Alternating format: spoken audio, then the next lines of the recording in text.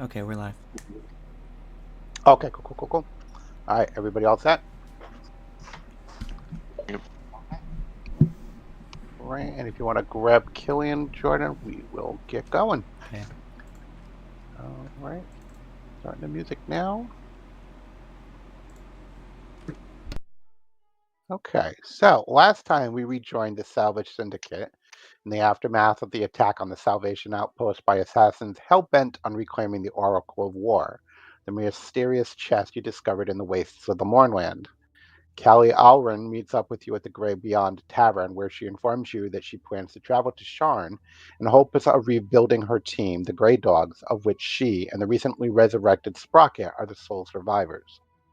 While in Sharn, Callie says she plans to make inquiries with some folks at Margrave University to see if anyone might have some insight into the strange artifact.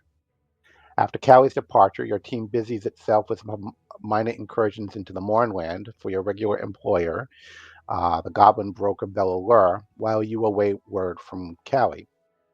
It is nearly 2 weeks later that you at last receive a letter from Callie in which she says she's made contact with someone at the university and requests that you meet her at the Golden Horn Inn in Sharn as soon as possible. Included with her letter, Callie has also included with her letter, Callie has added tickets for a one-way trip to the City of Towers.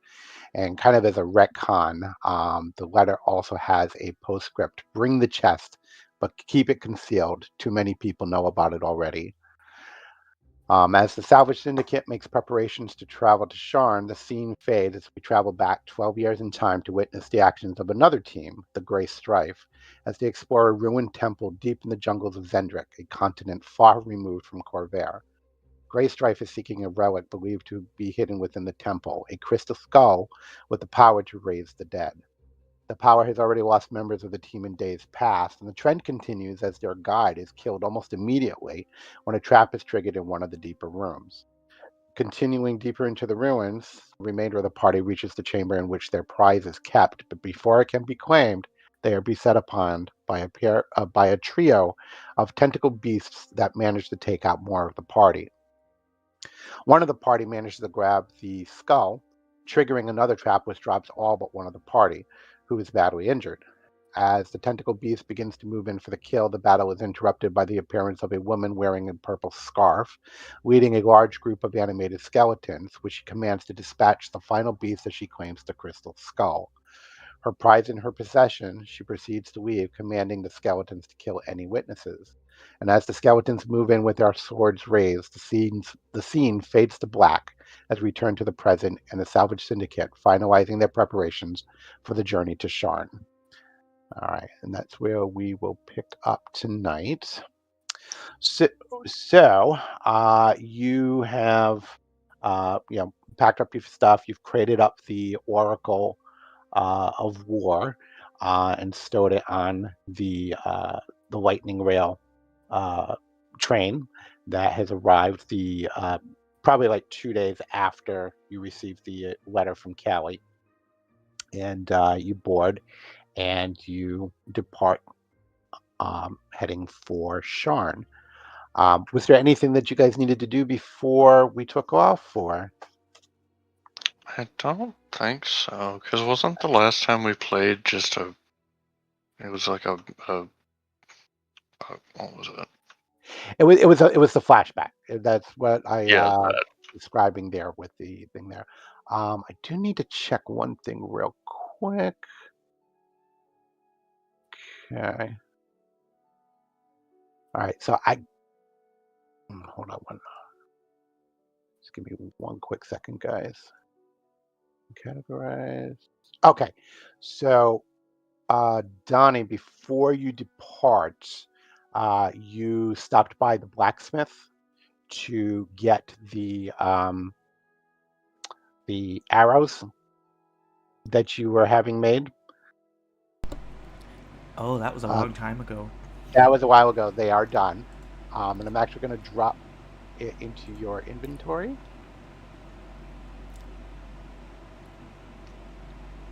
Okay, and I think it was 5. Actually, you know what? I'm gonna double. I'm gonna say that she informed you that she was actually able to split the teeth in half because you had provided her with five teeth. She was able to kind of split them in half, which made the arrowhead a little bit sharper. And if you click on Cool. it, you can kind of see what the mechanics are on it. So keep those in mind, and if you decide to use those, you'll need to specify that you're using those when you fight. And then I believe Melody was getting her dress repaired, right? Oh yeah. Yeah. So you're welcome to go over and collect that. I mean, I don't think it was much of anything. It was just kind of like I don't even remember what the heck it was. I think it was just a nice dress. Yeah, I think it was just a dress. There was nothing Okay. like super special about it. Okay.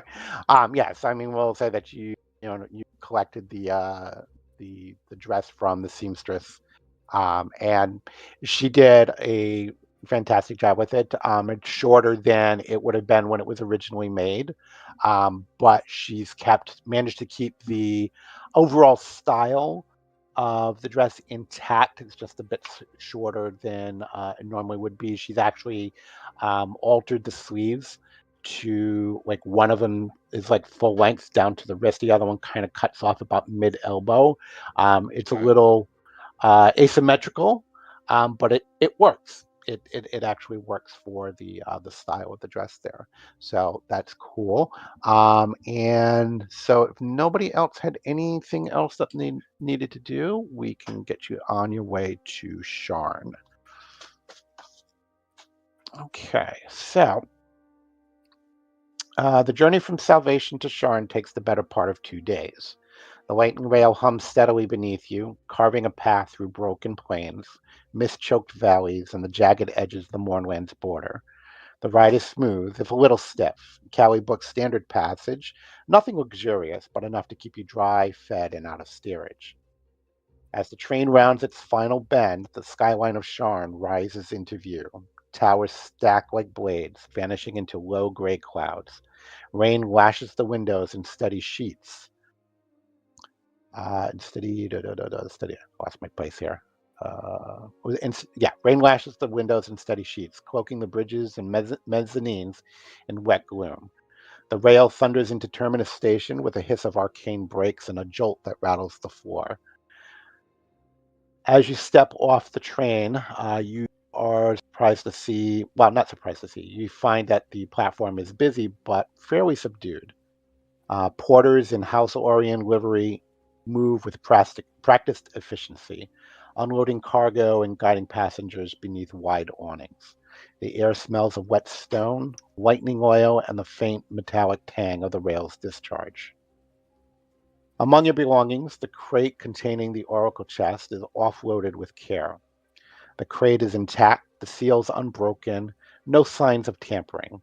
Whatever waits in Sharn, at least the device has arrived untouched. One of the porters approaches holding a slip of paper.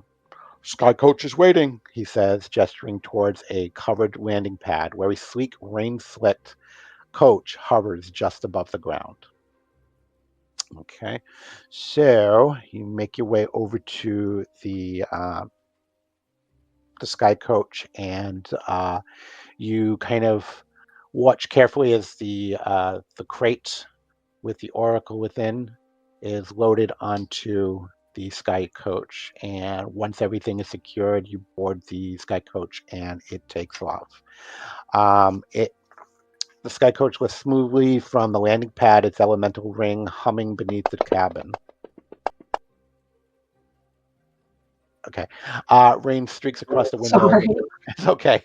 I was like, what's going on? Rain streaks across the windows as the coach rises into the lower reaches of Sharn's towers, weaving between spires and balconies like a thread through a loom.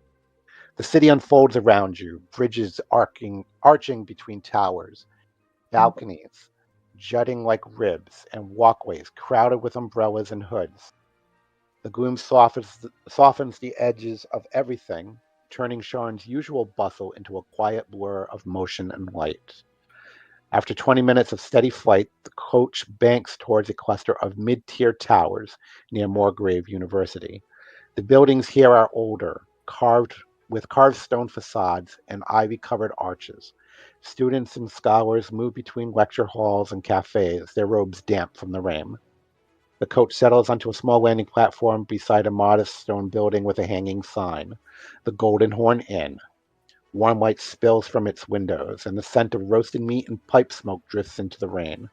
A covered awning leads to the front door, where a doorman in a slightly too large coat nods as you approach. Okay. So, your luggage is unloaded from the Sky Coach. The crate with the oracle is placed beside it, and the porter stands there kind of expectedly.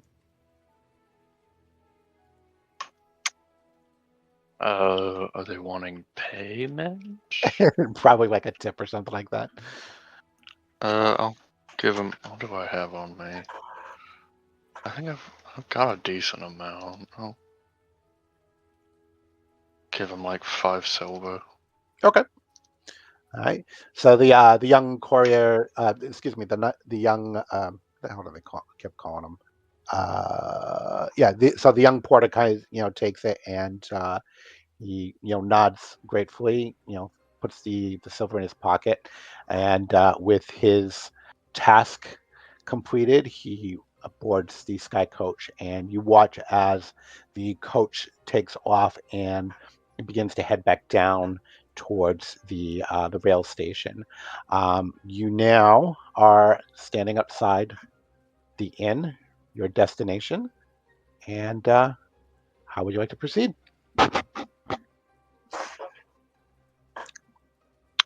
Preferably with legs that work. That sounds like a good way to get places. It's always a great way to place it. So who is going to be carrying the crepes? I feel like I'm gonna like scout around to make sure like we weren't like there aren't any people who know that we're here Okay. and they're kind Uh, of just so watching you us. okay? So I will say I will have you do either a perception or an insight check. Okay.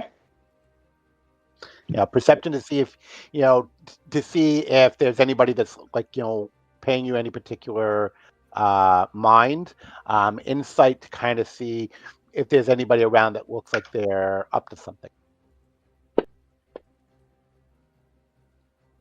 Okay. Yeah, you take a good look around. You're looking at the faces of people that are passing by. There is a young woman kind of maybe about 15, 20 feet away from where you're standing right now. You see, for a second, she looks like she might be looking in your direction. And when she lifts her arm and she kind of waves you, you start to lift your arm to kind of wave back, even though you don't recognize her. But then out of the corner of your eye, you see a young man begins uh, kind of hurrying towards the girl, his arm also raised, and you realize that she was hailing him or greeting him. And as they come together, the young man offers her his arm, and they turn and they walk down the path, um, completely oblivious to your presence. So that right there was really the only potential notice in your direction, and it was nothing. So you feel pretty Okay. confident that there's nothing here that is of concern. Mm-hmm.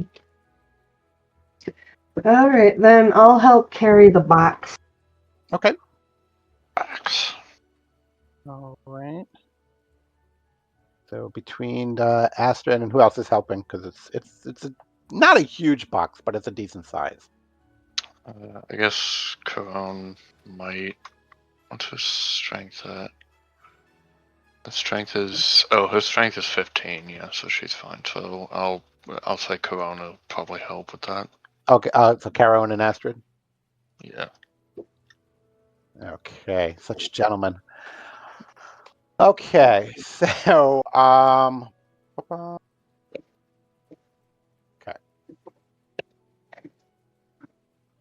A second. Okay. So yeah, there's a doorman slightly too large coat, nods as you approach. Okay. So you gather your luggage, Astrid and Karen hoist the crate containing the oracle, and you head towards the inn's front door. The doorman that is standing at the door kind of tips his hat at you and grabs the handle and opens up the door for the inn. And as you enter the inn, you can see that the lobby is warm and polished. There's dark wood paneling, soft lantern light, and the low murmur of well-dressed patrons. Let's see. Hold on. I'm gonna switch scenes here real quick. Here we go. Okay. Dark wood paneling, soft lantern light, and the low murmur of well-dressed patrons nursing wine and quiet conversations. Cork stands behind a marble-topped desk, adjusting a ledger as you enter. Her eyes flick briefly to the covered crate you're carrying, then back to your group with a practiced smile. Welcome to the Golden Horn, she says. How may I assist you? Do we need? Are we just taking this to our room again, or do we want to like find a place to lock it up? I mean that is a possibility. Yeah,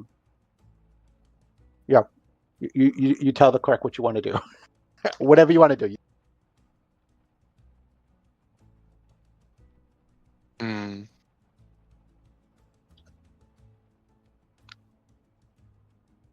I don't know. Hadn't thought about it that hard. We'll just go to our rooms, I guess.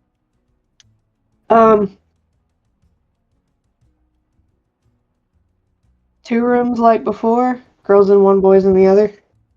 I guess so. Unless there's different. Oh, that's right. We have Callie here with us. Well, she's not with you. You're meeting her here. Oh, gotcha. Okay. Yeah, those two rooms then. Okay, so so you tell the clerk that you're looking for two rooms. Yes, please. She said, Yes. she said very well. She said, have you made a reservation? Under what name would it be? Probably Killian. Can we check under Killian? That's what I was thinking. Looking for reservations under Killian. Yes. Okay, Or so under Kelly. she runs down her list and she said, "Oh, I don't see anything under the name Killian. Could have been made under another name." Oh, Salvage Syndicate. She runs her. I'm sorry, no. Huh. I want to try a persuasion check.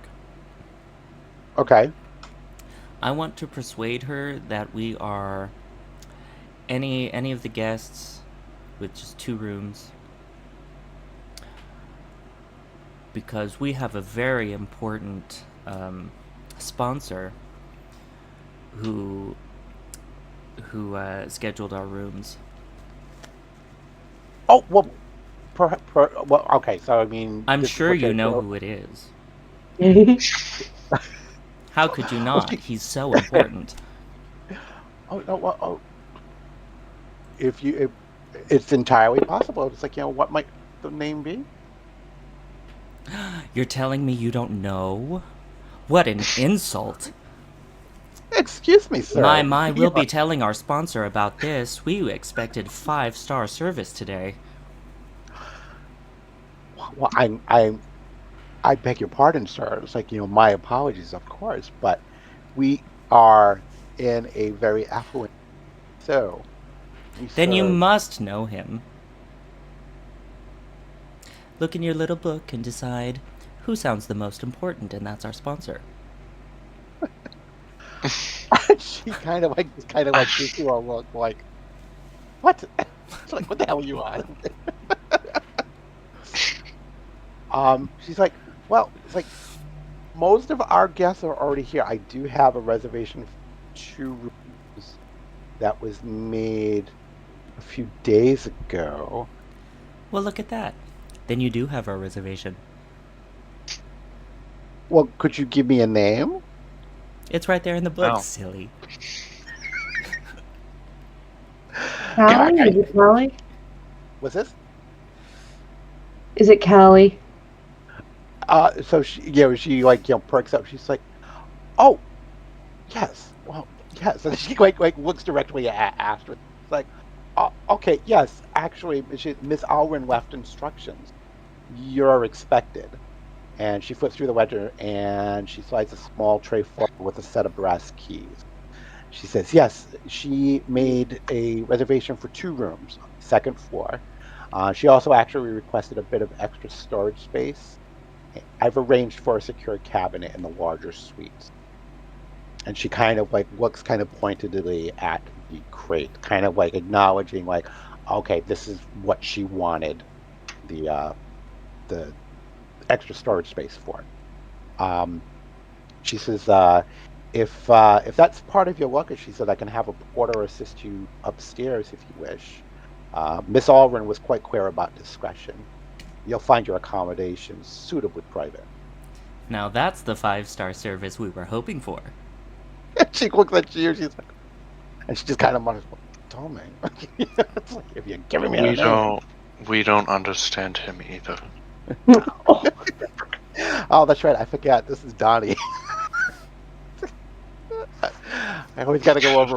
No, yeah, Killian is talking like this. Okay, she's like, so do you need assistance with your luggage? Yes. Probably. Okay, so she goes over and she kind of holds up her hand, like she looks past you and she holds up her hand, and she gestures for one of the porters that is kind of standing nearby, and young man, he's probably maybe about maybe 16, 17. This human kid, like a bit of acne, kind of like a kind of greasy blonde hair almost, but relatively well dressed, and he quickly comes over and begins to assist you with your luggage. He actually uh, he tries to take the entire crate away from the ladies there, um, but is actually not able to completely handle the entire weight and nearly fumbles. So he kind of goes over and he looks behind him, and you can see like there's another porter that's standing near the wall, and he kind of like gestures for that one to come over. And together, these 2 kids go over and grab onto the crate and begin heading up the stairs. And if you follow them up, they bring you to the second floor, and down towards the end of the hallway, it's kind of like a quiet corridor. Uh, you find that the rooms there, they're modest, but they're clean. The windows that are in the corridor are kind of shuttered with brass key plates. And you take a moment to stow all your gear and secure the oracle chest. Still intact, still sealed, and whatever waits in Sharn, at least the device is safe for now. So you have the opportunity to kind of change out of your wet clothes if you wish. Otherwise, you can return downstairs to see about some dinner. Whatever you want to do. I like how the option is to change out of the wet clothes or just stay soaked and eat some food. And Hey, you know what? whatever Honestly, you that's guys want kind to of do. just what I would do. Why don't we just eat our wet clothes? There you go. Somehow, I wouldn't actually be surprised to see Donnie doing that. Not in the least. Not in the least. Well, he strips naked and starts munching. It's just like, yeah, like cotton is good for you. It's very absorbent. It absorbs the negative energy in This you. cowhide is tough. I thought cows were food. All right. So what are we doing? I just told you. Crying. You're eating your clothes. Yeah. I'm going to probably. You know what? I'll change into my new dress, and then I'll very go eat some breakfast. Okay. Okay. Yo, I mean, it's probably like late afternoon. Probably more dinner. Okay, well, Okay. I go and eat dinner then. Okay.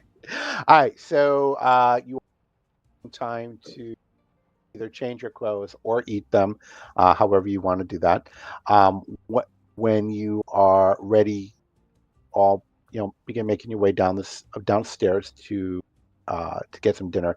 The air within the inn is fragrant, like very um, like spiced, like spiced meat and uh, like fresh bread.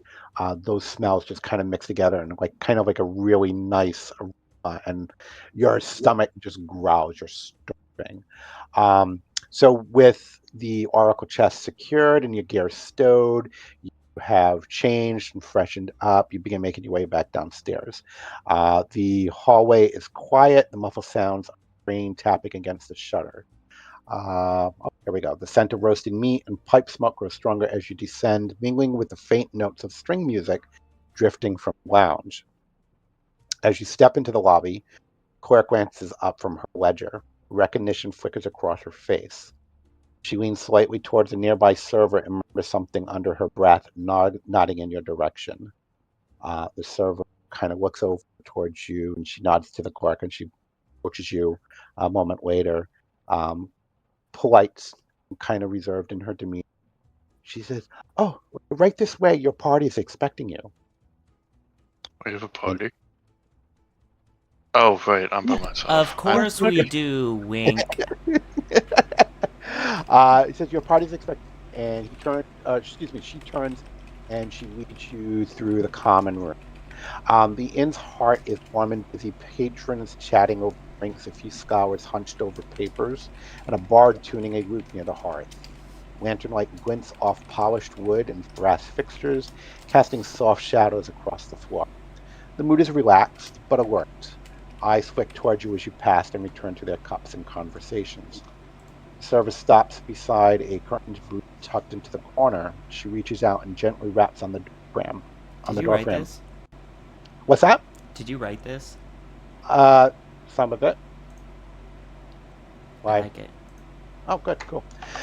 All right. She reaches out and gently raps on the door. Cool. Moving on. It's good writing, is what I'm trying to say. Okay, cool. Okay, cool. So she raps on the door frame way, and she says, "Your guests have arrived." And then she pulls the curtain aside. She pulled it back with a soft rustle, revealing a deep lined in burgundy. A single lantern hangs overhead, casting warm light across the table and seated behind it. Callie Alrin looks up from a half-finished glass of red wine. Coat is damp at the shoulders, her hair pulled back in a loose braid. She's tired, but alert. Eyes sharp, posture straight, one hand resting on a folded map beside a leather satchel. A small leather satchel, excuse me. "Ah, there you are," she says, her voice low but steady. "Come in, sit." And as you move to take a seat at the table, which I'm assuming you all do, she turns to the server with barely looking. "We're good here, thank you." And the server bows slightly and retreats, drawing the curtain close behind you. Real quick, I missed the name. Who did you say this was? It's Callie. Okay, that's what I thought I heard. Yeah. Okay. So as this is oddly enough, even though it's not like a solid door, the sound from the main common room of the inn kind of softens slightly, as if there's almost kind of like a dampening effect that this curtain has, or maybe there's like a magical dampening effect. It feels a little bit more private and secure than you would expect just a piece of cloth to offer. Um, but the booth is, it's quiet. It's insulated from the hum of the common room. The scent of wine and paper lingers in the air. If you drop with a rain bead on the edge of Callie's satchel, and the map looks recently handled, creased, smudged, and marked in several places with ink and charcoal. Okay, and I would say if you kind of want to get a sense of Callie, her demeanor and everything like that, you can either do like a perception or insight check if you wish, if anybody wishes. Okay. Okay. So Astrid, with that insight check, she seems very much like her, every time you've seen her, like she seems a little bit tired. She probably has not been sleeping as much as she probably should, but she seems very much kind of like the very tough, no nonsense woman that you have come to know in the time that since you've met her and worked with her. I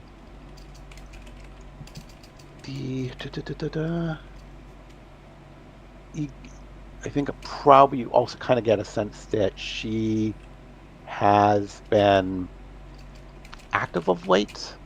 Like you notice, do we lose somebody? I think we lost the music bot. It was never playing for me. Oh, no. Holly got disconnected. Okay. Proceed. Okay. So yeah, I mean, it's like she looks like that she has been having a lot of like very busy days and nights and everything. And did anybody else want to take a crack at anything? I don't guess so. If it's breakfast time, I could crack some eggs. You could do that. As Donnie forgot to take his medication tonight. What? I said I think Donnie's forgotten to take his medication today. Okay, so I will say this, that as you kind of been talking to her and kind of sliding into the booth, I will kind of just give you like a gimme. You notice that like Callie's coat, there's like a tear in the cuff, and the rain drops that are currently drying on the satchel are kind of darkening around what looks to be like a fresh scuff on the satchel's buckle, which kind of makes you think that she has run into like a little bit of something in the time that she's here.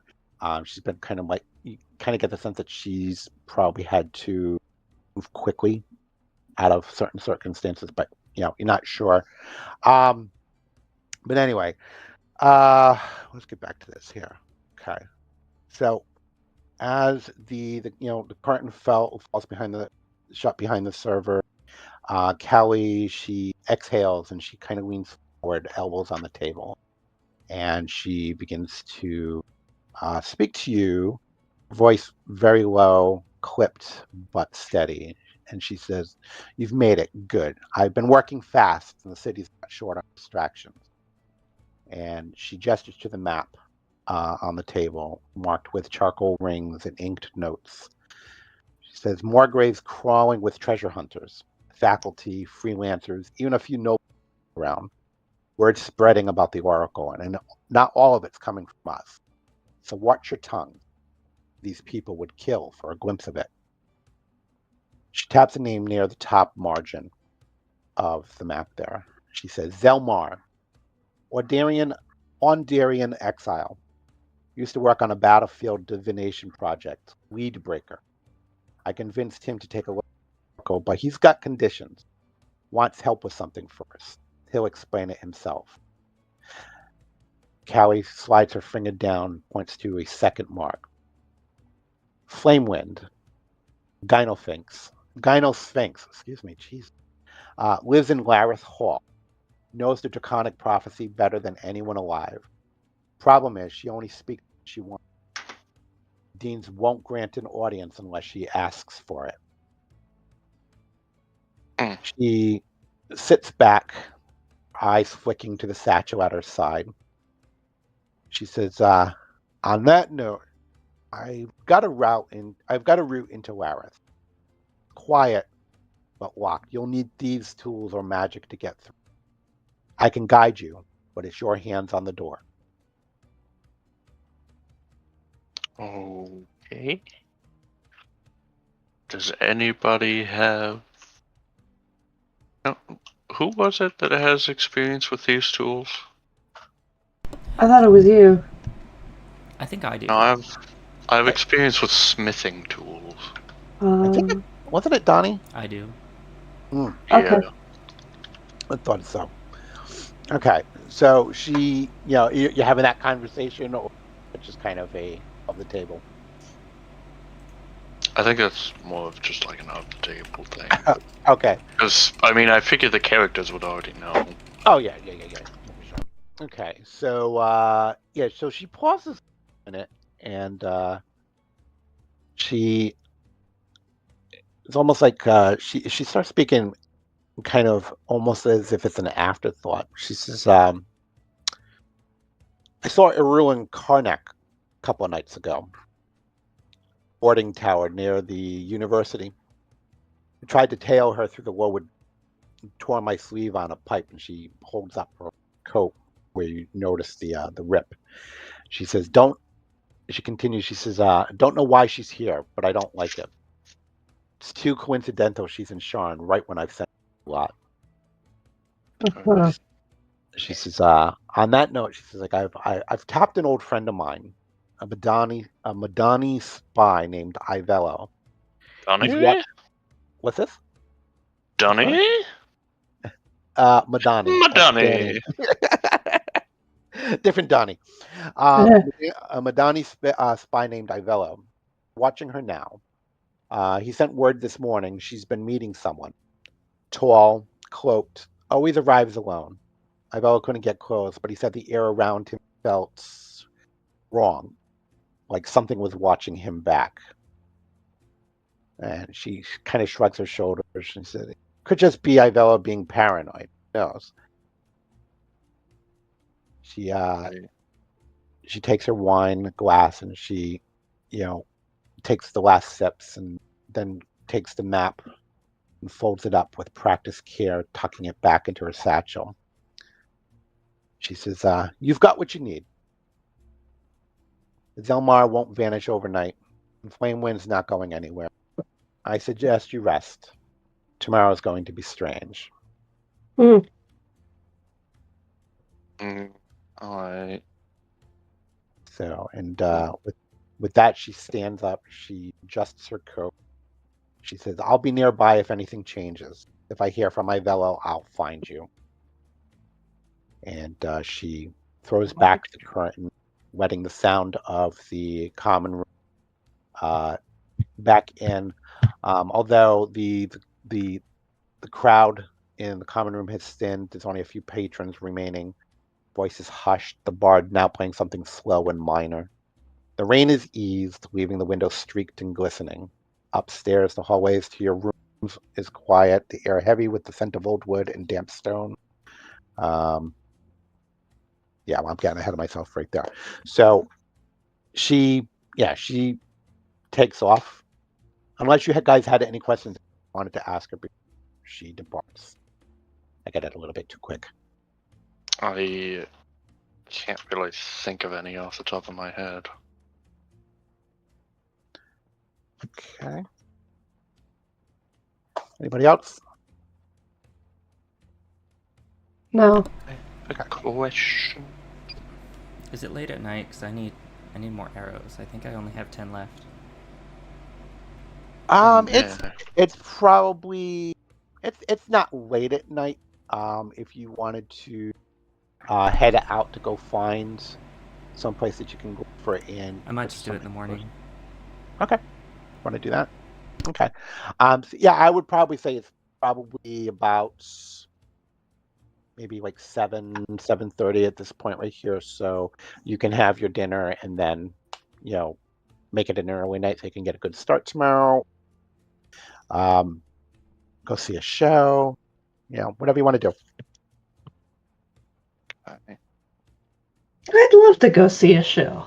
I would love that. Mm, Okay. Okay. So you're gonna have some dinner first? yes. Okay. So you are provided with some menus, and there is like a decent special that is suggested, consisting of like a nice mutton steak, very well seasoned with some fresh bread and vegetables, a plate of cheeses, and a either a glass of wine or you can get a carafe of wine. It would be probably maybe like a gold, 5 silver, and that includes everything. Um, 5 gold, silver. Okay. I mean, I guess I'll just do the bar, I suppose. If we're choosing. okay. So yeah, I mean, so if you can get some dinner, just a little bit of dinner there, and then if you're all gonna go take in a show, there is a small theater, um, maybe about 15-minute walk away from the Golden Horn, where you can watch a play that, let's see, that is a very heavily fictionalized version of the coming to power of um, the Galifar line that ruled Corvair centuries ago. Um, it's good. It's not great. You know, but worth the price. It was like a gold for the ticket to attend. So there's that, and that will take you to probably about like maybe 10:30, 11. And it's probably pushing on towards almost midnight by the time you get back to the inn and make your way up to bed. Okay. Okay. Then, Um. Hmm.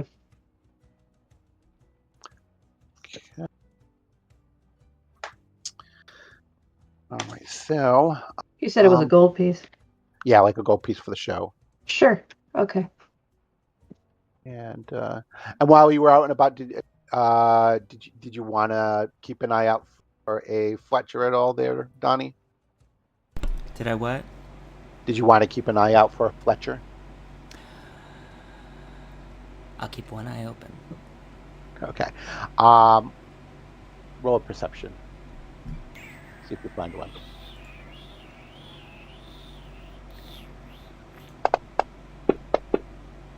Hey. Yep. You actually managed to find one shop that is open that actually does sell arrows. So you can purchase as many arrows as you need. I think it's like a gold for 20.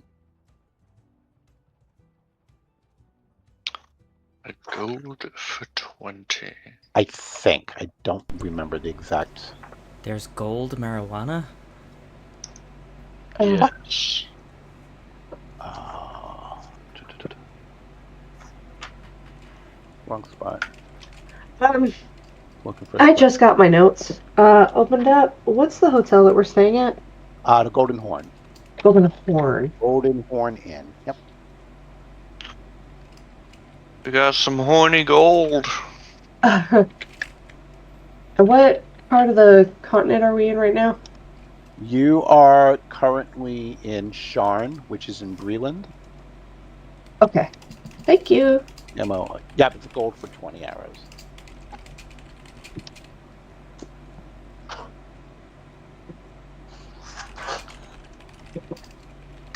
Okay. Excuse me.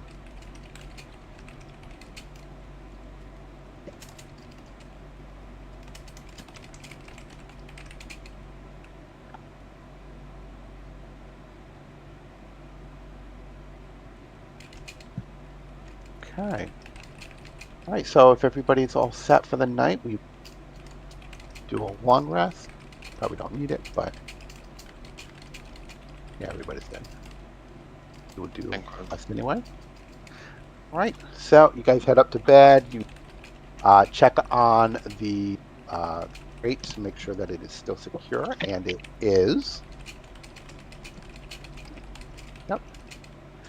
And you go to bed and sleep well. I mean, while not exactly the height of luxury, are warm, comfortable. Beds themselves are quite comfortable. Donnie and Killian share a bed, as they are wont to do. I wouldn't have it any other way. And it's funny we only do that when we're not here. um, and yeah, you spend a very pleasant night. Wake up the following morning, refreshed and ready to face the day. You get ready and you make your way down to the common room, which you find to be quiet, but it's actually fairly active. Light spills through the tall windows, catching the polished wood of the tables and the brass tray. A few patrons are already seated, an older scholar paging through a leather-bound journal, a pair of wayfinder hopefuls speaking low tones over coffee, and a bard strumming softly near the hearth. The scent of roasted beans, fresh bread, and citrus hangs in the air. Servers move between tables with quiet efficiency, offering folded menus and filling mugs. Outside, the street is drying from last night's rain, and the towers of Moorgrave rise clearly in the distance. So, you guys gonna have some breakfast? Yep. Okay. So you're shown to a small table, not the same table that you joined Callie at yesterday, but like a table that's kind of more towards the center of the common room, and a young, a half elf woman. Looks to be maybe in her late 30s, so being a half elf, she could be considerably older. She's got neatly braided auburn colored hair, a very crisp uniform, a silk pin shaped like a stylized horn pinned to her lapel. Her eyes are sharp, but she's got a smile that is practiced and warm. And she approaches your table as you sit down. And she's got a folded menu tucked under her arm and a small slate slab in her hand. She comes up to your table and she says, "Oh, good morning. You've landed early. Most of the university crowd won't stumble in for another hour. I'm Talandra. I'll be taking care of you." She sets down the menu. She glances around at the lot of you and she says, "If you're heading to Moorgrave after breakfast, I recommend the Scholar's Plate. Keeps the mind sharp and the stomach quiet. But if you've got a long way ahead, if you got a long walk ahead, the Wayfinder's Start won't let you down." What it'll be. So you can look at the menu, and there is a number of things on there. The Scholar's Plate, which she mentioned to you, consists of a poached egg, roasted tomato, sauteed mushrooms, and a spiced lentil hash for 6 silver. Wayfinder's Start, which she also mentioned, has smoked sausage, fried potatoes, buttered toast, and a mug of strong black coffee for 8 silver. You got the Bard's Bowl, which is sweet porridge with dried cherries, crushed almonds, and a drizzle of honey for 5 silver. They've got an upper Memphis citrus tart, which is a flaky pastry filled with lemon custard and topped with candied orange peel for 4 silver. The Golden Horn blend is actually the house roasted coffee with a hint of chicory and cardamom for 2 silver. Okay. So these are the these are the beverages. So that was the coffee. They've got a Margrave morning tea, which is a delicate green tea with mint and jasmine for 2 silver. Your choice of fresh juice, orange, pomegranate, or pear for 3 silver. And then for any of the dishes, you can add on buttered toast or plate for 2 silver. I would love that dried cherries, oatmeal, and a coffee. All right. So you will have a bar and a Golden Horn blend. Okay, so that's 7 silver total for you. Okay, Great. How many copper are in a silver? so it's the exchange is like 10 to 10 to 10. So it's 10 copper to a silver, 10 silver to 10 gold to a platinum. She'll have to break a gold piece. She can definitely. They can definitely do that. Okay. All right, and she looks at like, oh, and how about you, dear? She looks at Melody. What is on offer again? We'll get the Scholar's Plate, the Finder's Start, the Bard's Bowl, or the Citrus Tart. And then just like tea, coffee, tea, or juice, and you can add toaster and a fruit plate. I will take some citrus tartness. Okay. All right. And anything to drink? Probably not for now. Okay. No coffee or tea or juice? I'll take some tea. Okay, so we'll do the tea for. Okay, so that will be 6 silver Melody. Okay, I have Okay. plenty to cover that. Okay. And how about Donnie? Eggs, but I want to crack them. Eggs. I want to crack them. Okay. So like just like a hard-boiled egg type thing? No. Raw just eggs, wanna- straight out the chicken's ass. I want to crack them. Okay, and how many would you like? 2. Okay, 2. A 2. Okay. So 2 raw eggs. Okay. And anything to drink? I thought that's what the eggs were.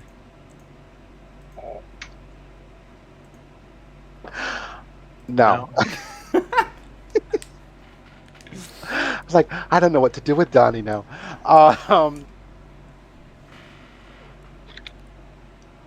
Okay. Well, Well, if I you know what? can't have the eggs, something else out of an animal. Milk? Well, we can get you some milk. What animal? What animal laid this milk?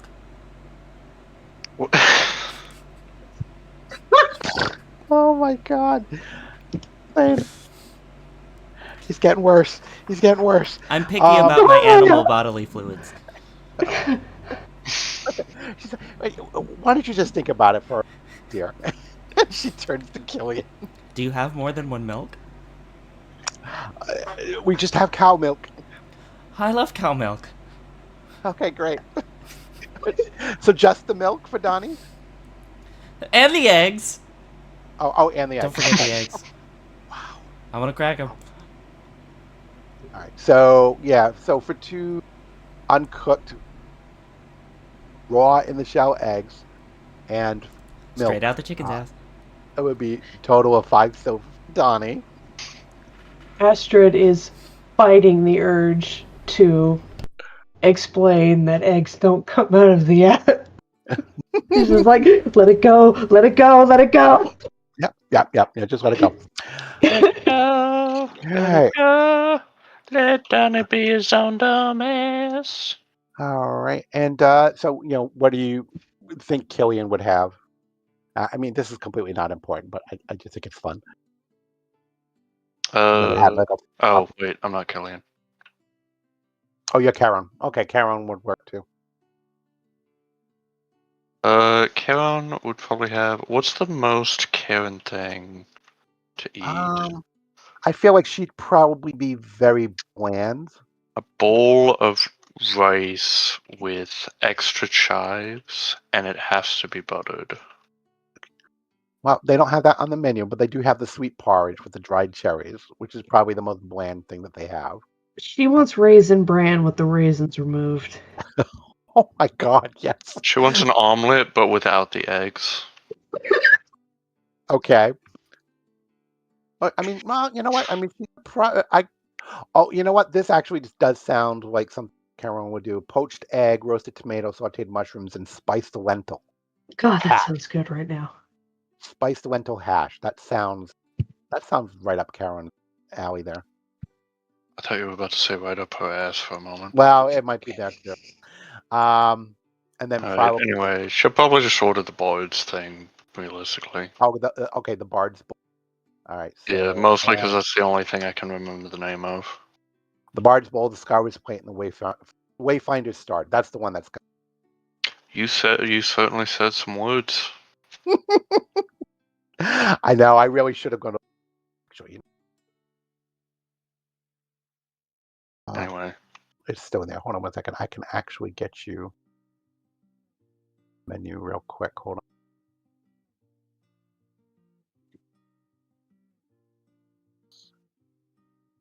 Yes, there it is. Open up. I should have done this to begin with. I'm so stupid.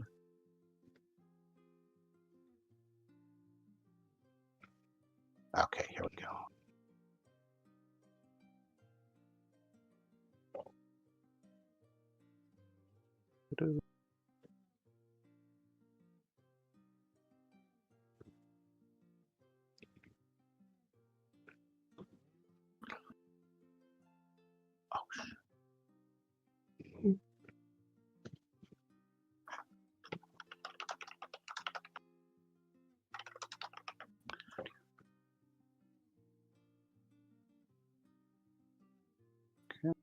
Share. All right. Everybody get that? Yes. I'm sorry, where did you send that? I just did like a general share page on your computer, on your screen. Golden. Oh, on the Fantasy Ground screen. I'm a dum-dum. I was looking in Discord. Yes, Sorry. I see it. That's okay. It's alright. I got it. Oh, that's cute. All of this sounds so good. Buttered toast. Well, I've already deducted the Golden Horn blend from my thingamabob. No worry. Can I have some buttered toast? But less toast. In fact, just leave the bread off. Just give me the butter. Are you playing Donnie? Now Donnie's off eating eggs out of chicken's asses. I didn't say I was Oh, gonna yeah. eat them. Well, Help! Oh! no.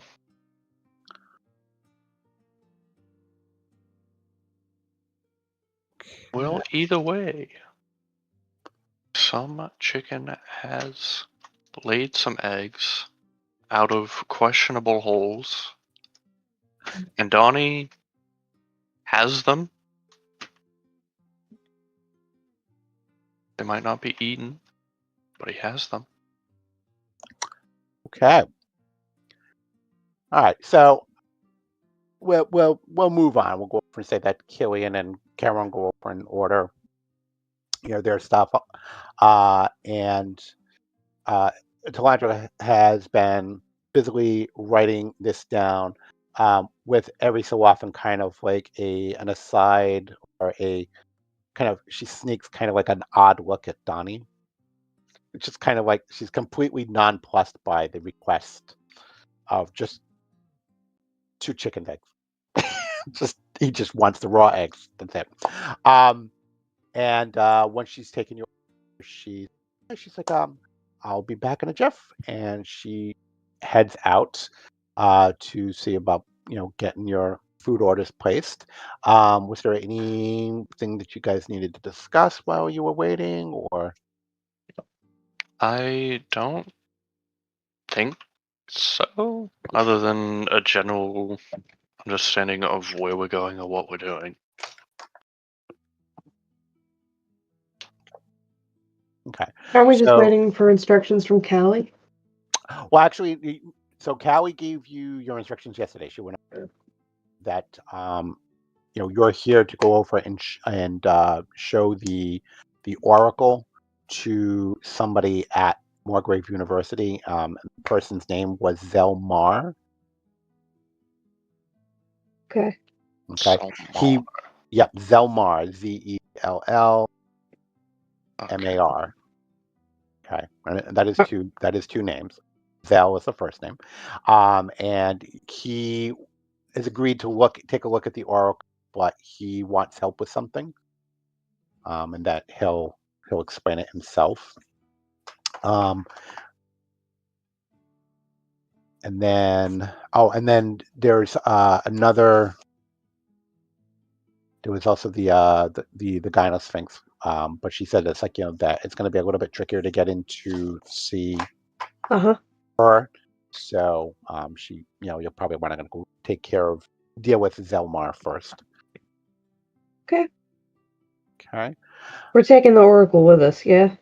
Yeah, because he's going to need to see it. So you'll need to zip back up to the room to grab it. Do we want to hail, like, a carriage or something? You probably won't need to because the university is not that far. I think it's like maybe like a 10-minute walk. I don't know. That seems like a lot of legwork. It seems like, with this thing, it does seem like a lot of legwork carrying this thing. But also, I was just thinking of the subtlety aspect. True. Yeah, I mean, well, so because because right now the order is traded. All right, so it's not like it was before when you were just carrying around the oracle chest itself. I think probably the best way I can kind of like when I was kind of writing all stuff, because I've actually kind of just worked on expanding some of the scenes that were presented in the module. So when I was like, okay, well, the chest is probably going to have to be crated up. So what I kind of imagine is Raiders of the Lost Ark with Mm-hmm. the Ark of the Covenant just being put into a wooden crate. Sure. Okay.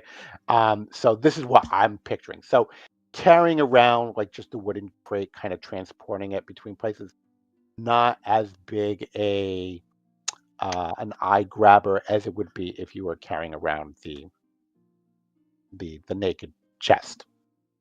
That sounds wrong. It's fine. What are the Carry odds your somebody's... chest naked. I Oh, I'm sorry. What was that? was gonna say, what are the odds that people are gonna stop to offer to help us?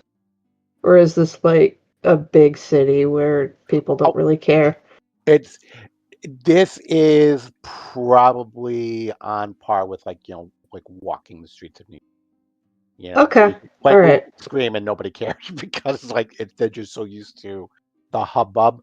Like so where you kind of are, it's like the district. There's people coming and going like all the time.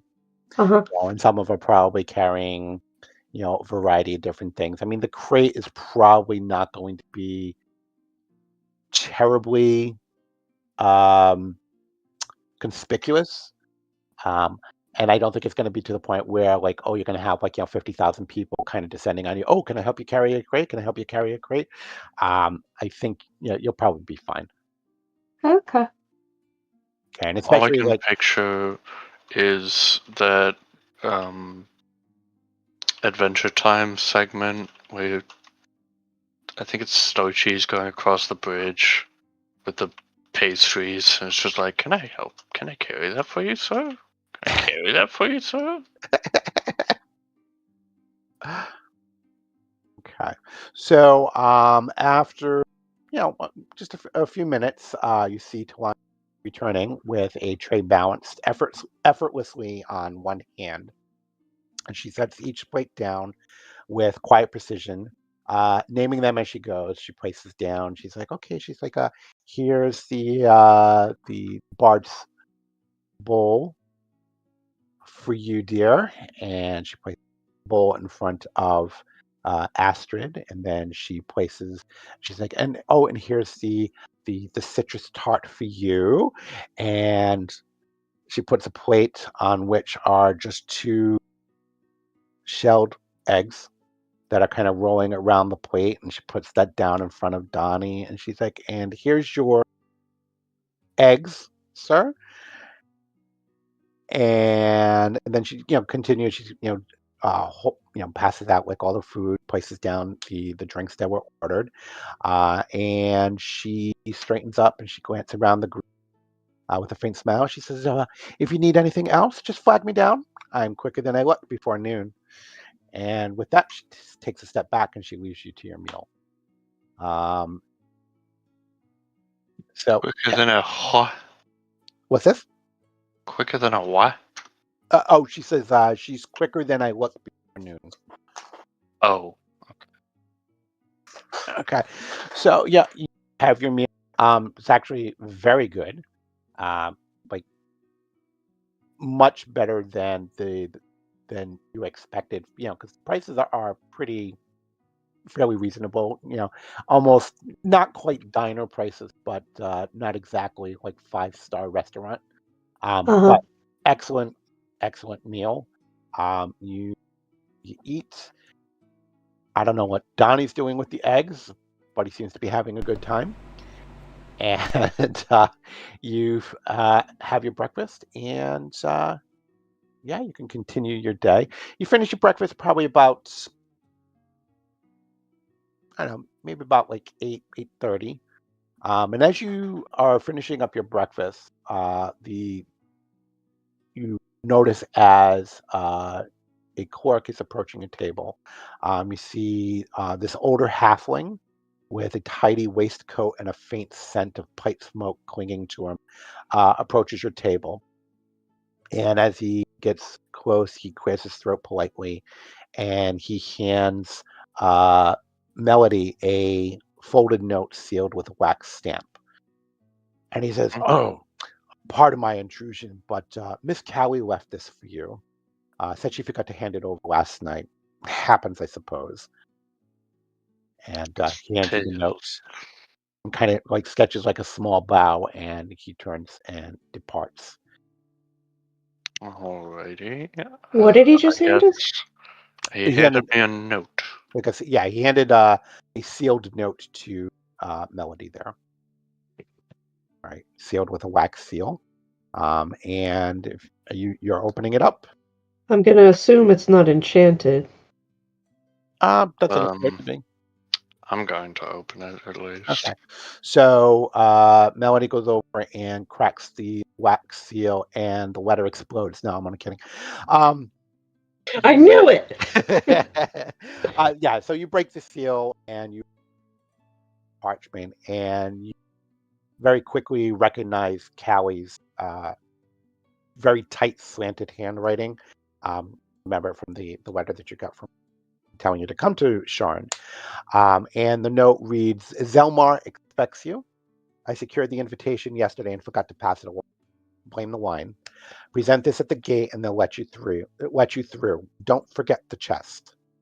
And tucked inside is a formal parchment bearing the seal of Morgrave University and Zelmar's signature. And it's addressed to the Salvage Syndicate. And it says that the invitation grants you access to university grounds and library for the day. Oh, Oh, okay. So we have access to the library. Yeah. Ow.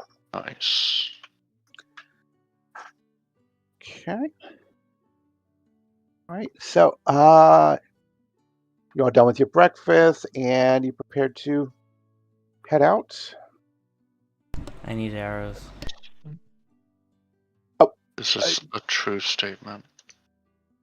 Didn't you buy those the night before? No, found the I said Fletcher. I want to do them in the morning. Well, that's why I asked. Oh, were you just looking to find the Fletcher that you would know where to go? How many Wait. arrows do I have? I don't know. Well, we know where arrows can Oh, I have. be acquired. Hold on, I have crossbow bolts. Yeah, you could probably get the same thing at the same Fletcher. Mm-hmm. And I think I'm using the right word. Fletcher. Yeah. Yeah, it's like they do like the arrows and bows and stuff. So yeah, so like Donnie had his eye out looking for the Fletcher yesterday. Saw the store. I thought he was buying it then, but apparently he was just marking it so where to go in the morning. So you can go to the Fletcher to pick up arrows and crossbow bolts if Aster need those. You want to take care of that? I think I will, yeah. Okay. How much are the crossbow bolts? Crossbow bolts. Let me find out because I know the arrows gold for 20. Uh-huh. But let me find out what it might be similar for bolts, but I'm not positive. Oh, here we go. Okay. Let's see. Crossbow bolts. It's 1 gold for 20. Yep. All right. I'll get 60 of them. Okay. Oh, wait, hold on. I'm reading this wrong. My inventory says I have 10 bundles of 20. Oh. I did not understand that. Oh, you thought you already had 10 total? I thought I only had 10. Uh-huh. I have 10 bundles of 20. You have 200.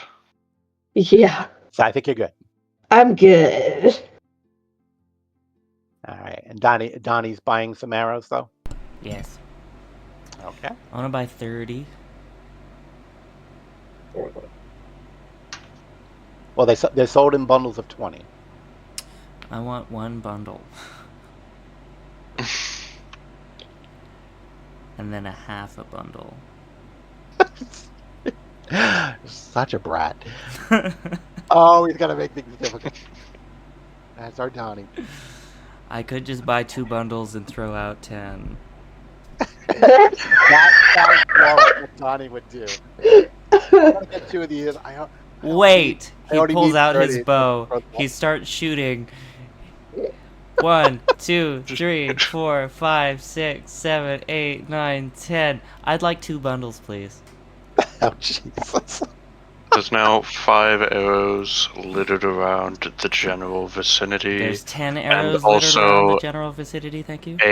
excuse me, I'm not done. 2 arrows, 5 arrows in the general vicinity, and then there's 5 arrows in a child. And a crying mother. Well, so here's the thing. It's like you're in the university, kind of high up in Sharn.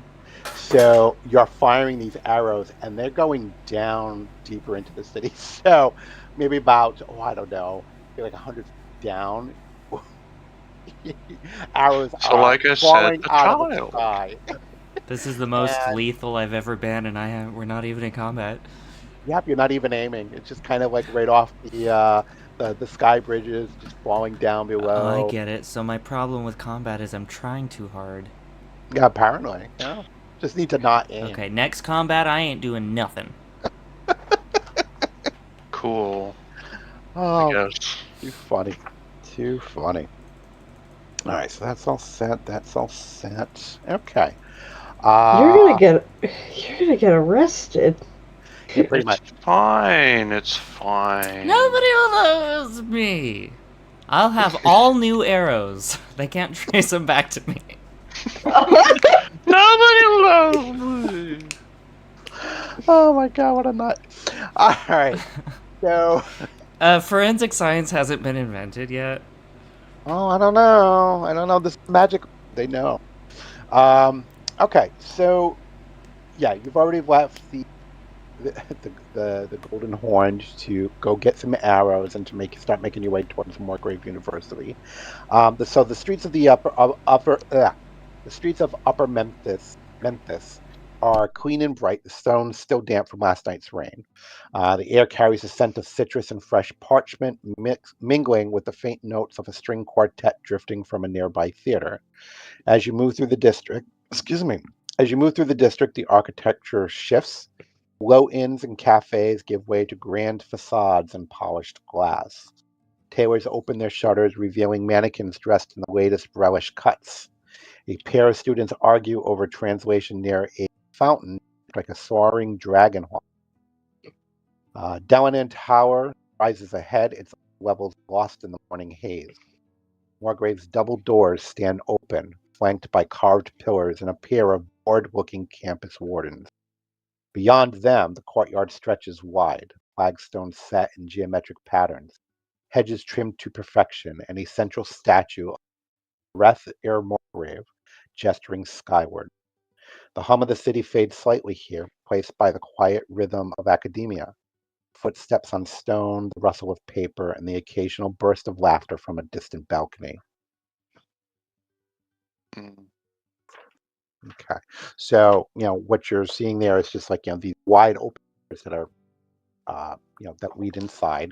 And like to either side, there's just kind of like not necessarily a guard, but kind of like, we'll say between like a guard and a bouncer, just kind of like watching who's coming in, making sure that nobody's getting too rowdy or whatever. Excuse me. And so you make your way towards the double doors, and the doors open into a vaulted atrium of pale stone and polished brass. Light filters through high windows, casting long beams across the tiled floor. A pair of students pass by in an animated conversation, their robes marked with the sigils of the School of Antiquities. Just ahead of you, you see a reception desk that curves along the wall, made of dark wood, neatly kept with a brass placard reading campus access and appointments. Behind it sits a middle-aged gnome with silver spectacles and a ledger the size of a paving stone. She looks up at you as you approach, adjusting her glasses with a practice flick. "Morning," she says, voice clipped, but not unfriendly. "If you're here for a lecture, you're early. If you're here for research, I'll need a pass or a name." Currently We thinking have about a how I pass. can flick my glasses. Just kind of taps them on the side, I guess. I don't know. But you said flick. I said flick. Okay. So she says she'll need a pass or a name. Come Okay. on, you know us. Okay, it's not going to work this time. But I haven't done my Not gonna work persuasion last check time yet. either. You may or may not know us. She looks over and she looks at you. She like kind of like points to your chin, or she kind of like gestures at her chin, kind of points at you. She's like, I'm sorry, sir. It looks like you got a little bit of egg yolk on your chin there." I like it there.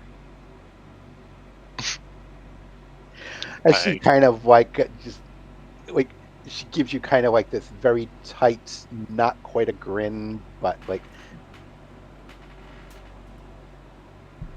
okay. She just kind of like looks at you like okay, whatever. She says, "Well, how can I help you? Are you here to see somebody?" Yes. Shoot, what was his name? Can I have a napkin? Zelmar. I hand Donnie my little handkerchief that I never use. Okay. She said, Oh, Zelma, it's like, oh, have you been invited? Were you invited to visit with him? Yes, absolutely. Our companion here has a permission slip from him. Oh, very well. Okay. Melody So, still has it, right? yeah, she I haven't should. gotten rid of it, so Okay. So she, so you give her the invitation. yeah. Okay. So, so she takes it from you and she kind of scans over it and she takes a look at Ledger. She said, yes, I see. Salvage Syndicate. Right. You're expected. Okay. She says, take the east stair to the third tier. Zelmar's office is in the Sear Spire, West Wing. Don't touch the statuary. More stairs. So, and she takes a small token, and she's got like a token that is maybe, I'm going to say maybe a little bit bigger than a 50-cent piece, uh, in real world. And she takes a rubber stamp and she stamps a sigil on it, kind of depicting a stylized M, and she slides it across the desk. And she says, keep this with you at all times. She says, this marks you as cleared for the day. If anyone gives you trouble, just show them that. For some reason, in my mind, what I heard was this marks you as queer for the day. It's It's like, okay, I like, guess. oh man, Only for a just a day? day, just a day. Mine never ends. Yeah. Alright. It So, just auto renews every day. we are clear for the day Yes. with the pass. Yes. Let's make it count. So we only get one. We don't get one for each of us. Well, no, because it's for the group. It's for the Okay. who are being recognized as an entity. So, okay. So, you're heading upstairs, and she gestures to a stairs that's to the side there, hmm and she said, just head up those stairs. You can't miss it. So, you approach the stairs and you begin to ascend, and the stairs kind of curve up through a columned hall lined with busts of past deans, each bearing a plaque in 3 languages. Students pass in clusters, robes trailing. Actually, I should let me change this music because we are no longer in the tavern. Let's see.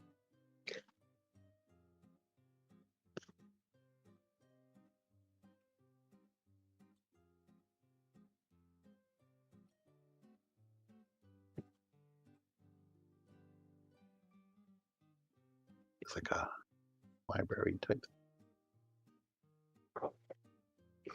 The library music. Yeah. Okay. Okay, this is not quite what I wanted, but it's the only thing that I have that says library on it. So apparently it's haunted. Anywho, see. Well, okay. On the second tier, a courtyard opens to the sky. A professor gestures dramatically at a swirling air elemental contained in a runic circle. Her students watching with wide eyes. One is invited to try the spell. He's promptly flung into a hedge before the professor reasserts control with a flick of her wrist.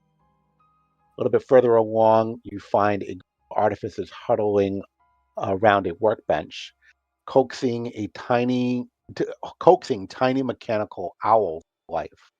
One chirps and flutters to a student's shoulder, earning a delighted squeal and scattered applause. You continue on, and you pass a pair of professors that pass you, like barely acknowledge you as they pass by you, not able to kind of let up their argument, which as they pass, you hear a snippet of it, and you realize that they're arguing over the correct way to pronounce the country of Seer. One of them being very adamant, like, it's Seer, not Syri. And the other one's like, that's regional nonsense, and you know it. And neither one of them kind of pay you any attention.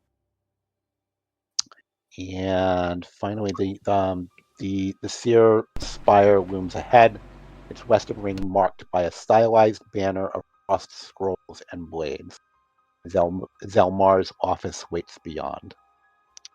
I'm just trying to think of how I can most annoy these two. Say it in siren. Excuse me, it's actually pronounced sire. Saray. No. Sriracha. Sriracha. I thought it was sriracha. Okay. Let's see here. Okay. So the third tier of the Seer Spire opens into a quieter wing of the library. Its hall lined with glass cases, faded expedition banners. A brass placard reads Artifact Research and Applied Charging. A little bit further on, you reach a door that has a placard that reads Zelmar. Cool. Okay. Let's knock on the door. Okay. All right, so you go to knock. Who's knocking? I guess Astrid. Yeah, I'll knock. Always the one Okay. who said it. So Astrid, as you raise your hand to go over and knock on the door suddenly swings over for your Oh, lovely. hand to it. Standing before you is a lanky young man with long brown hair, pale skin, and gray-blue robes that look like that they've been slept in. His eyes flick across all of you as you stand there, kind of like surprised by the fact that the door before you can even knock to announce your presence. And he's like, Salvage Syndicate, right? Please come in. And he steps aside, gesturing towards the room within, which you can see is a very cluttered workspace. There's shelves stacked with machine parts, half-assembled constructs, and metalworking tools scattered across every surface. On the far side of the room, you can see a chalkboard which bears a diagram of a Warforged spinal array, annotated in 3 different languages. He says, come in. And as you enter, which I'm assuming you're entering. Yes. Okay. Yes. And he sees you're carrying the crate, and he moves quickly to like a table, and he like clears a stack of the books from the table, drops it onto a chair nearby. He says, "Oh, Callie said you had something unusual." He says, "Please put it down here. Let's take a look." And as you lay the crate on the table, he quickly dashes over and closes the door. He says, "Yes, let's keep this out of sight." And he glances towards like the frosted glass window that overlooks the library stack, and he draws the curtain closing the window, or excuse me, covering the window with a flick of his wrist, drawing the curtain across there, and put the crate on the table, and you carefully open the crate, exposing the oracle inside. And you've kind of opened it up as he's been closing the curtain, and once he closes the curtain and turns around, finally gets a look of the oracle. His demeanor like immediately shifts. Like curiosity sharpens into something akin to reverence. Like he's almost awestricken by what he sees there. And as he draws closer, he just kind of is just looking at it, taking in every detail. He's like, "Oh, remarkable." And he breathes slowly, kind of circling around, kind of taking the oracle in. He's like, "Where exactly did you find it? Was it buried? Sealed? Anything else nearby?" Where the heck Yeah. did we find this thing? It was just kind of in a ruined town, wasn't it? Yes, it was. So you found it in the ruin of Kawazar, which was that old bazaar, basically what I kind of imagine is almost like a mall.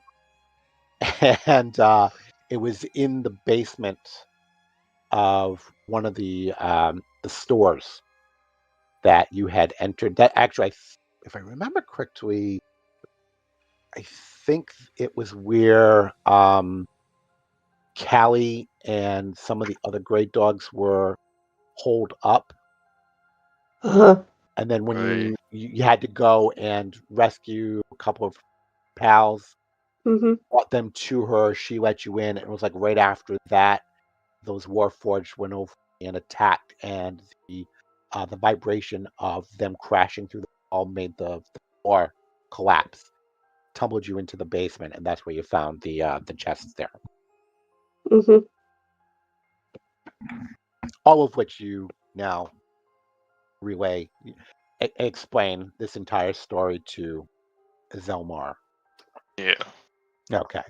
So so yeah, the entire time that you're going explaining how you discovered it, and you kind of explain what you were able to uh, figure out that it did through experimentation.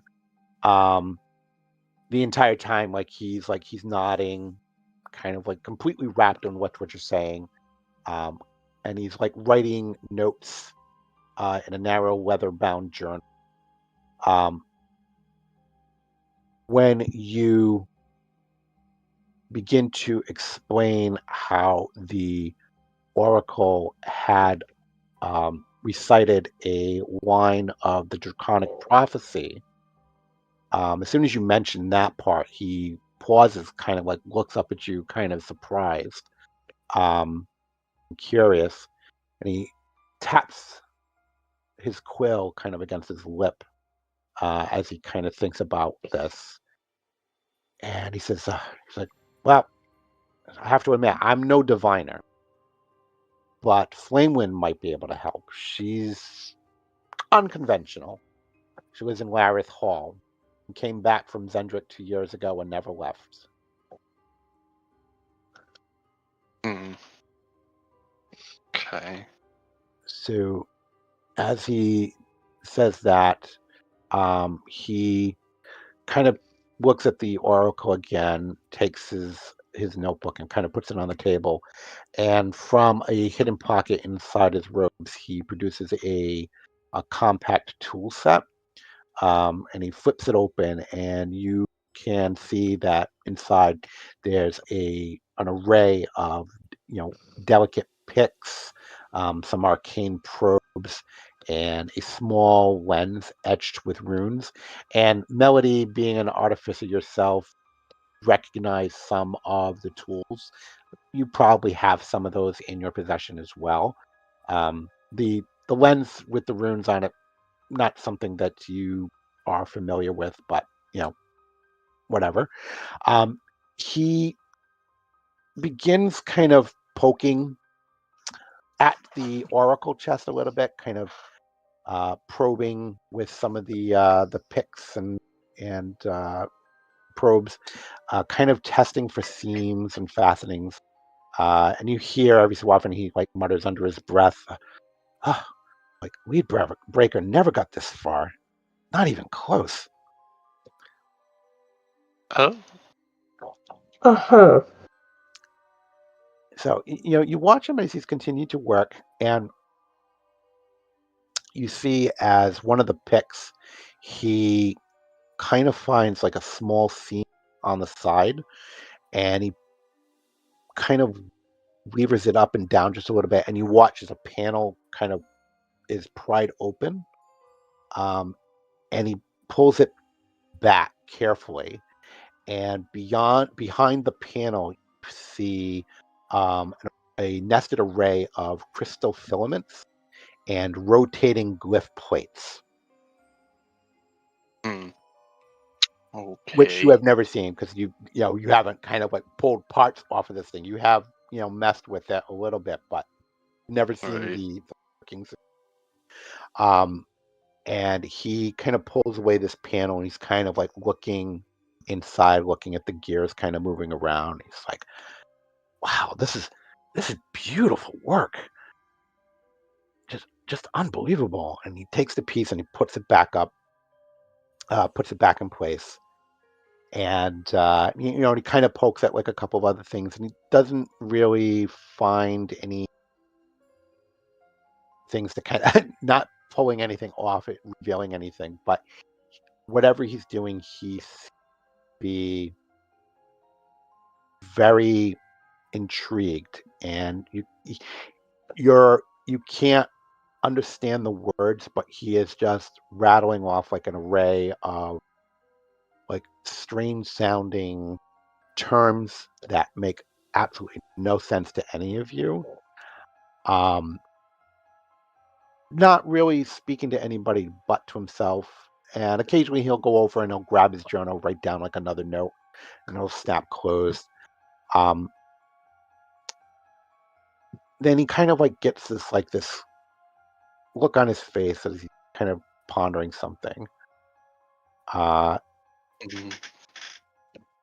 And then he kind of bolts to like a nearby bookshelf, and he kind of rummages through and returns to the table with uh, 3 thick tomes in his hands, the spines cracked and folded. And he kind of just brushes by you, not even like he looks that he's got that look on his face of somebody on the cusp of either figuring something out or understanding something after having considered its how do I want to say this? Like you're finally understanding or coming to an understanding of something that you had theorized or hypothesized about some time ago, and now you're starting to have almost a confirmation, but you almost want to kind of like confirm that confirmation. You know what I'm saying? Uh, Mm-hmm. Right. so he just kind of like he's got these books, and he just kind of brushes past you without even acknowledging your presence. Very absent-minded, very distracted, and he begins to kind of like leaf through books rapidly, finding like a passage, running his finger down the page, finding something in one book that is referring him to one of the other books that he's brought over. He's flipping the pages. Um, occasionally he'll you watch as his fingers kind of go motions of what you realize is probably like an identification spell. And this goes on for about like maybe 10, maybe 15 minutes. Um, Gradually, he kind of comes to a stop as if he's kind of like settled on something or come to realize something. And he stops and he straightens up, kind of straightens his back, kind of does that like crack in the back because I've been bending over for too long. And Hmm. he turns back to you as if finally acknowledging your presence. Uh, he says, "At the end of the last war, I was working for the Arcane Congress, Wandir's magical think tank. I was part of the lead breaker program. We were trying to build battlefield diviners, machines that could predict troop movements, detect sabotage, even anticipate magical anomalies. But after the day of mourning," and he just kind of trails off, it kind of gets like a distance, almost pained look in his eyes. He shakes his head. He's like, I couldn't stomach it anymore. What did we gain? A century of ashes. He points at the oracle chest. And he says, "This machine, it's everything we hoped for, but it's not ours." See, Hmm. and he goes over and he points out a small mark, uh, very discreetly etched into one of the relief panels, which you never noticed. It's like you'd seen it before, but you just thought it was part of the pattern. But now that he points it out, you realize that it is actually a very distinct glyph.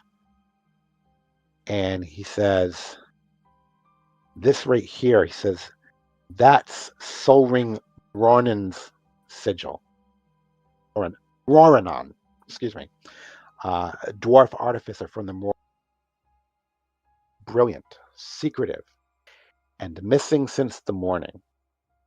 If Oh. anyone knows anything about what this thing is, it's him. But until he turns up, your best chance is Flamewind." Okay. Mm-hmm. So if you've got any questions, you can ask. I know that was a lot of talking. This exposition.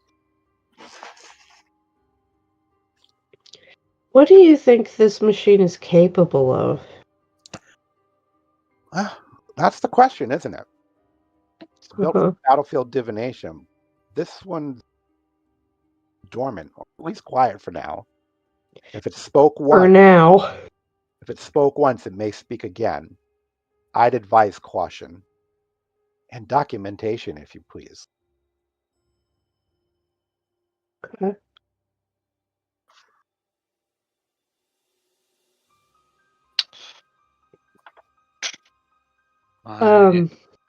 No ideas. The artificer. Are there any leads as to where he went? Did he have any enemies at the time?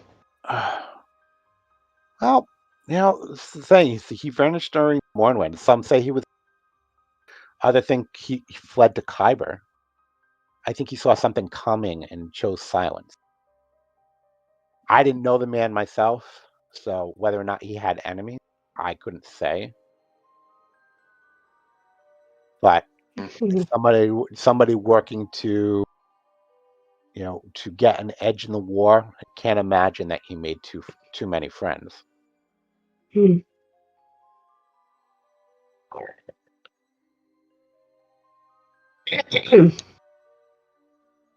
Right.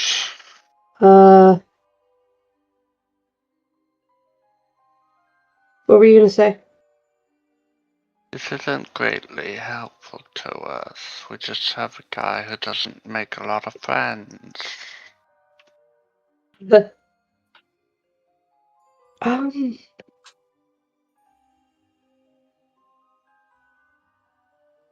Well, um. I want to tell him that we've already had to deal with some unsavory types coming to get this thing, and they want it very badly. Um, So how'd what's how'd you hear about it? Oh, how did he hear about the The Oracle? Oracle, yeah. Well, was Cowie told him about it? Oh, okay. So Cowie figured. Okay, so I'm gonna kind of backtrack and go and say, so when Cowie visited, so right after the whole thing with the assassins and everything, you guys were at the Gray Mhm.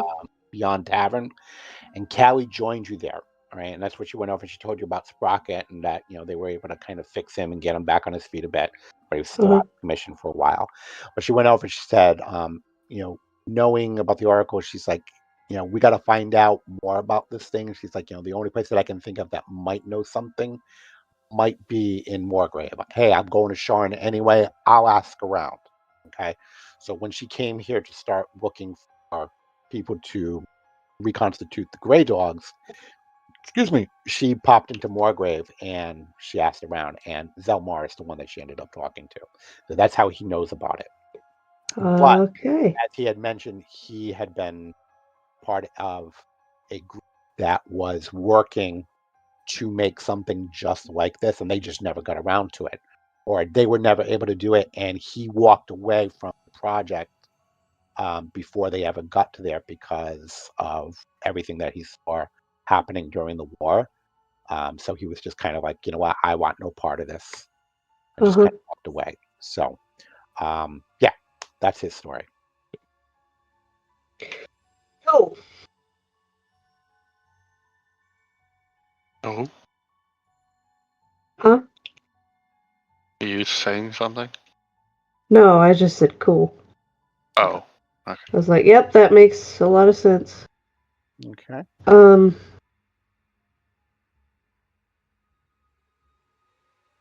Did you want to keep this thing in your possession? Well, so you asked that, and he kind of like looks surprised, and he kind of take a step back, and like as he's been talking, he's been kind of like writing in his, kind of like taking down a few. And as you ask him this, he kind of like steps back, and he closes his, he finishes what he's writing with kind of a final flourish, and then he gently closes the journal and exhales. He says, "Actually, that would be wonderful. Just like this this artifact is nothing short of extraordinary." She's like, "If you leave it with me, I'll document what I can, I'm keeping it confidential, of course. But this is beyond anything I've handled firsthand. If Solvin Moranon is still alive, he's the key. But finding him will take more than any library stacks. Finding him will take more than it. Will take more than library stacks." He reopens the journal and he's final note and closes it again with a soft snap. "It bears repeating, but you've brought something extraordinary to me today." He kind of leans back, his eyes flicking across your group. For a moment, he seems to hesitate, then clears his throat, a blush rising in his cheeks. "I can't ask for payment, but there's a favor you could do for me." Okay. What is this favor? So, so when you go up past that, watch as the blush in his face kind of grows deeper and his voice shifts. Um, Less scholarly, less authoritative on a particular subject, and the tone becomes a bit more vulnerable. And his voice gets low. Not sucking you off. He says, "There's this woman. She's beautiful, brilliant. Gia. I finally asked her out, and she said yes. Dinner tonight. But I'm going to ruin it. I know I will. I'm useless around women." Pauses. Okay. "But you can't do anything to her mind. No charms, no tricks. If you affect her reasoning, I could never forgive you." So, in essence, he wants us to wingman for him. Essentially, yes.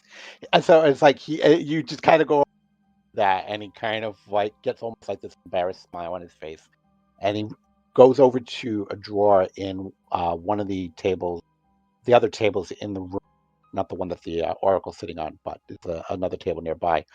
And he goes over to it and he opens the drawer and he pulls out two small stones, which you sort of recognize. You recognize that they're sending stones. Each one is carved with a stylized face. He holds one out to you and he says, I've spent a month boosting these. 6 uses today, then they revert. I'll keep one, you take the other. I just need help, guidance, anything to keep me from panicking."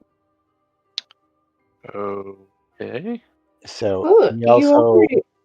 Huh? from another pocket in his robe, takes out a small journal, similar to the one that he's been in, but smaller. This one is kind of like a tan leather, as opposed to the black leather that the other one was. Its cover is worn, and the corners of it are dog-eared. He's like, these are her likes, dislikes, things she said. I've been Uh-huh. mentioned. I just don't know how to use any of it. Second. Okay. Not there. Nope, not there. Does she know about this journal? No. I mean, I doubt she would.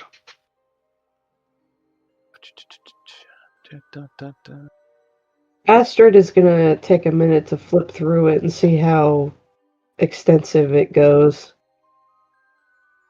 Okay, hold on 1 second. It's supposed to be.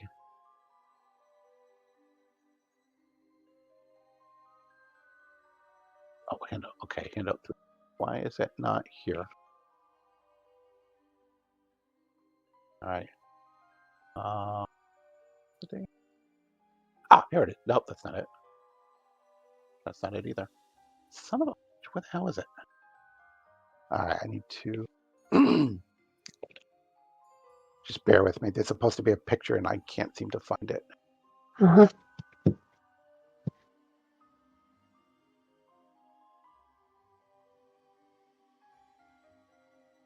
Here we go.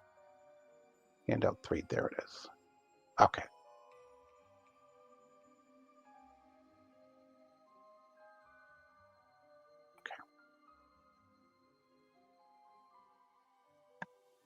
Okay.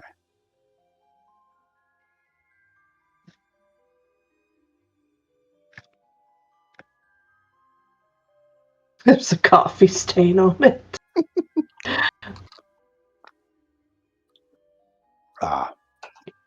Oh, so this is just like a diary entry. Yeah, basically just kind of like, oh, you know what? I've been digging this girl for a while, and yeah, I like, this is everything that I've noticed about her. Things she said, that she's told me she likes, that she doesn't like. Out of kind of like. curiosity, what did you think it was? I thought he was stalking her. I thought Oh, it was gonna be like have like pieces of her hair in it or something. no. Oh, what? No, this is I have pretty harmless, I think. Okay. Okay. So he hands you this thing, and kind of like you take it from him, Astrid, and you kind of like looking at it, and you like look up at him like, dude, what the fuck? Kind of like the little weird, and he kind of has like an embarrassed look on his face, and he's Uh-huh. trust me, it's nothing weird. It's like, it's like I haven't been stalking, I haven't been following her. We're actually really good friends, but I like her, and I don't know if she likes me that way. And I'm just afraid that if I try to shoot my shot, I'm going to mess it up. So I'm hoping that you can kind of help me. Basically, he's asking you to be his Cyrano. His Cyrano Uh-huh. Bergerac. I thought you were trying to say surrogate for a second. I was about to say, I said it before. I will not suck you off. Okay. So he glances at a clock that is on the nearby wall, and he says, the date's in an hour. It's a detention tavern. She eats there often, so someone might know her. If you can find a way to stay close without being obvious, I'd be grateful. He's like, she had her hair in a fishtail braid this morning. Embroidered navy tunic, leather breeches. She looks radiant. Okay. Well, does she know that you asked her out on this date, like, romantically?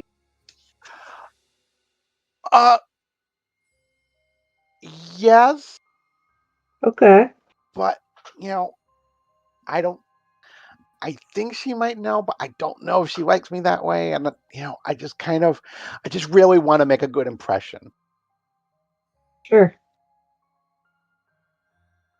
So, Astrid is so gonna you'll help me? she's kind of shuffling her feet because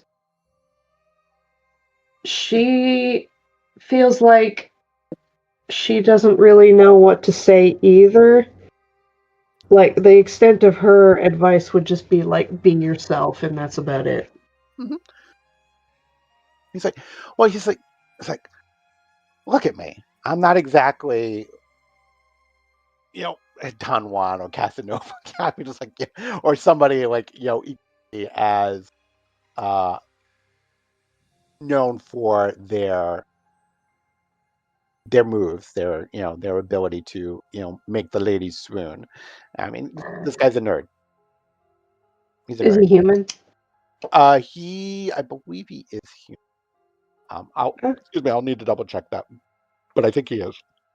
okay. But he's just like, I just need help. He's like, it's the date's in an hour.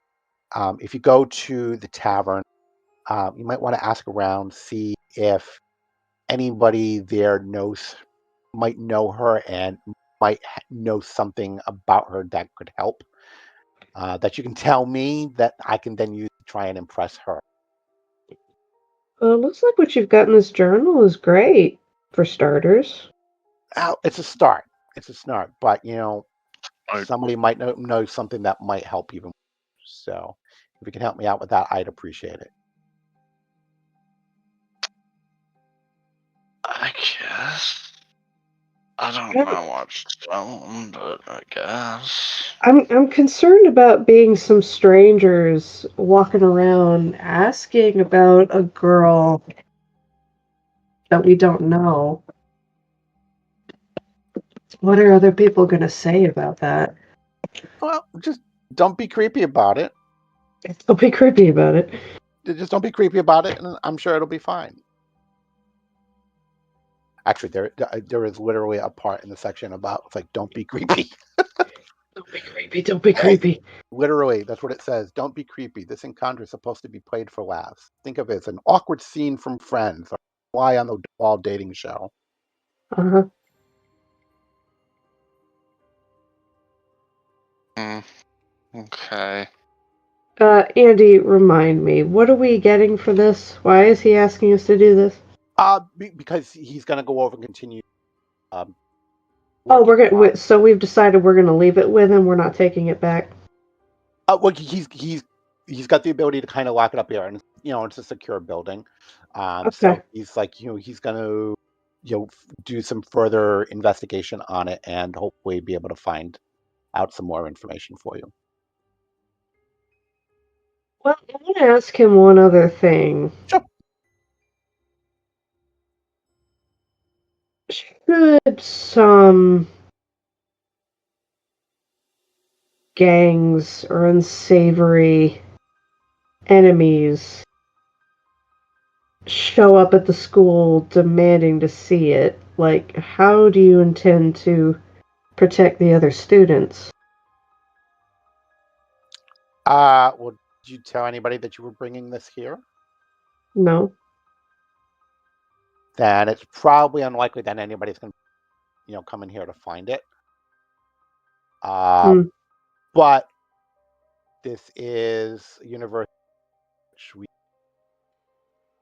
magic. So we have the ability to, safeguard, the faculty, the students, and the contents within the university from most known threats. So I I assure you, the chest will be here. The oracle will be safe with me. I will, in fact, I will put all manner of wards to ensure that it cannot even be scryed upon. Huh. So no one will know that it is here from me. So Okay. okay. So you're gonna go over and help wingman this guy? We can try, I guess. What's the worst that could happen? Any further questions for him regarding the stuff that he told you about the chest, his past, or anything else? That's all I can think of, really. I have a million questions, and I'm trying to keep them short. No, ask your questions, because I've got questions. I might have answers. Okay. How long has he been at the school? I mean, he has been working at the school probably for maybe 15, 20 years. I mean, he's not, but he's not like. Oh, okay. I could have sworn he was described as young when we walked in. I'm Well, sorry. He looks like a young guy. Actually, where the hell is the damn? Oh, actually, he's a little bit younger than I thought he was. All right, so maybe like 10 years. So I would probably say might be like maybe very late 20s, early 30s. Uh-huh. All right. I'm guessing as his tenure because I was not given that. But I figure it's like, if he's kind of working in a like this, he's probably got some sort of tenure. Uh-huh. Or he's got some sort of position that is kind of allowed in there. So we'll say that he's probably been at the school for, minimum like a decade. And you think we should go talk to the diviner next? If you are looking to okay. If you are looking to find out information about the line of the draconic prophecy that you said that the oracle quoted, she's who you want to talk to. Uh-huh. Sounds good. Okay. Okay. I'll stop for now. Okay. There's no need to stop. But I mean, if you got no more questions, that's fine. So you guys are gonna go to the tavern to help wingman him. Yep. Okay.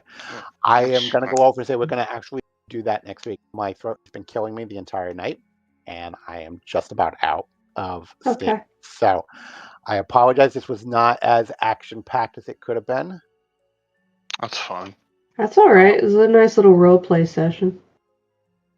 All right.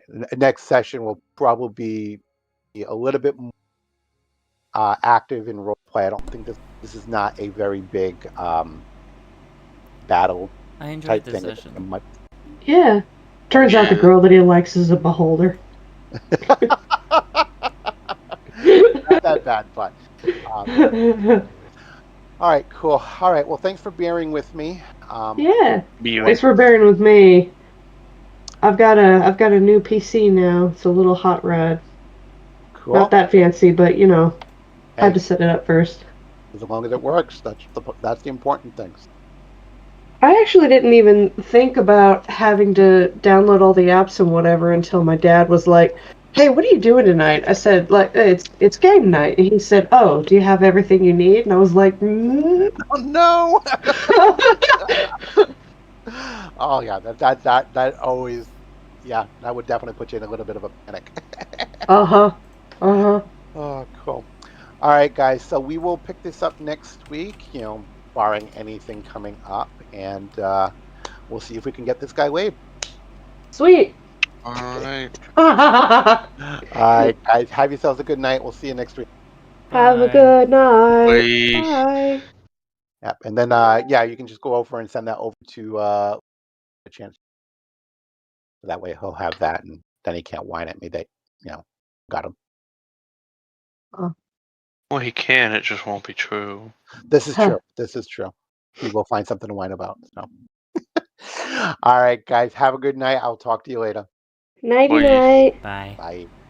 Bye.